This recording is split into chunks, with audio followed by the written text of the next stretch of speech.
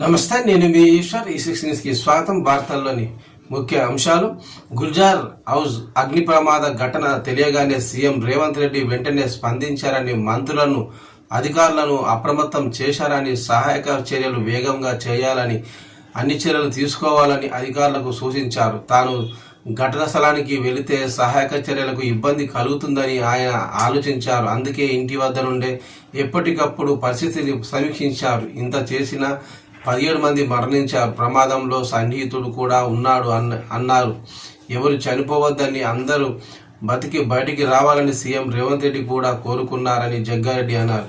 కిషన్ రెడ్డి కేంద్ర మంత్రి అని మర్చిపోయి సీఎం రేవంత్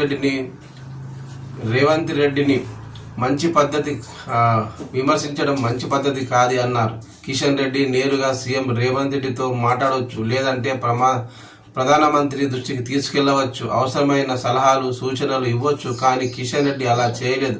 తాను కేంద్ర మంత్రి అనే విషయం ఆయన మర్చిపోయినట్లున్నారు. ప్రమాదం జరిగిన వేళ ఏం చేయాలనే విషయం మర్చిపోయి బాధ్యతారహితంగా మాట్లాడారు. గల్లీ లీడర్లా వ్యవహరించారు. ఆయన చేసిన వ్యాఖ్యలు నాకు బాధ కలిగించాయి.